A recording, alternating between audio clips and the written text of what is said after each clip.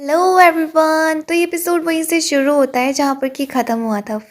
Last part तक हमने देखा था कि क्वीनी और लिंगियान को हाथ में हाथ धरा देखकर बाइहॉन को काफी ज्यादा गुस्सा आती है, तो जिस पर बाइहॉन क्वीनी को एक खींच के रपट दे देती है। और दूसरी तरफ लिन फैमिली में क्वीनी के फादर को भी पता चल जाता है कि उसके बेटे की मौत हो चुकी है, जिसे कि क्वीनी ने मारा था। और उसे ये भी पता चल जाता है कि बाइहॉन की पूरी फैमिली स्वान सिटी में ली फैमिली के यहाँ रह रही है। दूसरी तरफ बाइहॉन के फादर ली हुआन को प्रैक्टिस करता देख काफी ज्यादा हैरान होते हैं, तो जिस पर ली हुआन उन्हें बताता है कि ये सब कुछ क्वीनी की वजह से हुआ है। उसने मुझे इतनी अच्छी टेक्निक के बारे में बताया, मुझे उसका थैंक्स करना चाहिए। अब आगे इसके बाद हम क्वीनी और ली हुआन को देखते हैं जो कि टी हाउस में आके बैठे होते हैं। असल में वो टी हाउस भी ये फैमिली के अंडर में आता था। उस जगह को देखकर क्वीनी कहता है कि हमें ली फैमिली के साथ अपने रिश्तों को बहुत ज्यादा अच्छा बना के रखना पड़ेगा, क्या पता आने वाले टाइम में वो लिन फैमिली के अगेंस्ट हमारी हेल्प करे। और उसको वहाँ पर बोर होता था। ली हुआन उससे कहता है कि आखिर तुम्हें क्या हो गया, लगता है तुम आज खुश नहीं हो। तो जिस पर क्वीनी उससे कहता है कि तुम्हें तो आदत पड़ गई होगी ना रोज ऐसी लड़कियों को देखने की, लेकिन मुझे तो अब लड़कियों को देखकर डर लगता है। समझ में नहीं आता है कि आखिर वो छोटी छोटी बात पर एग्रेसिव क्यों जाती है। जिस पर ली हुआन उसकी बातों पर समझ नहीं पाता और वो कहता है कि ये सब कुछ छोड़ो, मैं यहाँ लड़कियां देखनी नहीं बल्कि तुमसे इस हैमर की और स्किल्स के बारे में जानना चाहता हूँ। तो जिस पर क्वीनी कहता है कि वो तो तुम्हारी परफॉर्मेंस के ऊपर डिपेंड करता है, लेकिन यहाँ मैं किसी को ढूंढने आया हूँ। उसी तरफ हमें टी हाउस के अंदर एक लड़की को दिखाया जाता है जिसे कि एक यंग मास्टर बुली कर रहा होता है और कहता है कि तुम्हारे फादर ने मेरा कर्जा नहीं लौटाया था, जिस वजह से उन्होंने पहले ही तुम्हें मुझे बेच चुका है। लेकिन तुम्हें क्या लगता है कि तुम इस छोटे से टी हाउस के अंदर आकर छुप सकती हो? अब चुपचाप मेरे साथ चलो। इसके बाद वो लड़की को जबरदस्ती अपने साथ ले जाने के लिए फोर्स करने लगता है।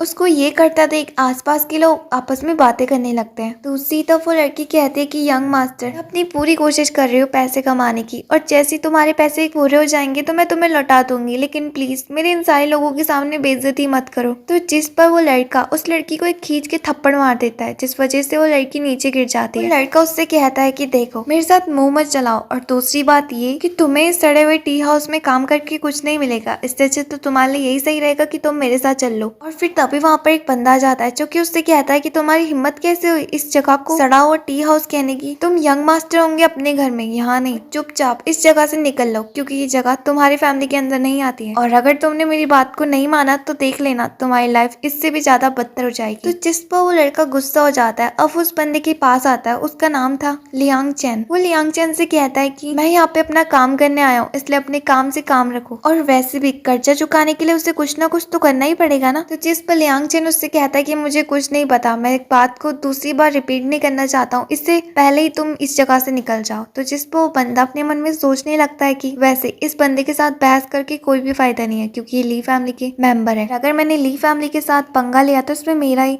नुकसान होगा, क्योंकि ली फैमिली 3 मेजर फैमिलीज में से सेकंड स्ट्रॉन्गेस्ट फैमिली है। इसलिए वो चुपचाप उस जगह से जाने लगता है। उसे जाता देख लियांग चैन उससे कहता है कि अगली बार अपनी शक्ल इस जगह पर दिखाना भी मत, बेवकूफ आदमी। दूसरी तरफ वो बंदा चौड़ के जा रहा होता है, लेकिन तभी उसका पैर उलझ जाता है और वो गिरते गिरते बचता है। तो उसको देखकर लियांग चैन हंसने लगता है। अब दूसरी तरफ वो उस लड़की के पास आता है और उससे कहता है कि सिस्टर क्या आपका फेस ठीक है? तुम्हें ज्यादा चोट लग गई होगी ना, अगर तुम कहो तो मैं तुम्हारे लिए डॉक्टर भी बुला सकता हूँ। तुम कमजोर हो इसलिए तुम उसके साथ फाइट नहीं कर पाई, अगर तुम भी मेरी तरह मोटी होती और अच्छी बॉडी सॉडी वाली होती तो तुम जरूर उसे हरा देते, जैसे कि मैंने उसे डर के मारे यहाँ से भगा दिया, और इस पूरी जगह पर कोई भी नहीं है जो कि मुझे बुली कर सके। लेकिन तभी कोई पीछे से आकर उसे हवा में उठा देता है, और वो और कोई नहीं बल्कि ली हुआन था। उसको देखकर लियांग चैन उससे कहता है कि तुम्हारी हिम्मत कैसे हुई मुझे उठाने की, और आखिर तुम कर क्या रहे हो? तो जिस पर ली हुआन उससे कहता है कि कोई तुमसे मिलना चाहता है। तो जिस पर लियांग चैन उससे कहता है कि आखिर किसकी ऐसी हिम्मत हुई कि तुम मुझे ऐसे उठा के ले जा रहे हो, और क्या उस पर्सन के पास तमीज नहीं है कि आखिर यंग मास्टर से कैसे मिला जाता है? तो उसकी बकवास पर ली हुआन उससे कहता है कि मुझे तुमसे बात नहीं करनी है, और इसके बाद वो उसे उसके पास ले जाने लगता है। तो ये देख कर लियांग चैन काफी ज्यादा डर जाता है और कहता है कि कोई मेरी मदद करो। दूसरे सीन में हम देखते हैं कि लियांग चैन से और कोई नहीं बल्कि क्वीनी मिलना चाहता था। अब यहाँ पर ली हुआन उसे घूर के देखने लगता है, तो जिस पर लियांग चैन डर जाता है और कहता है कि अगर तुम मुझे ऐसे देखोगी तो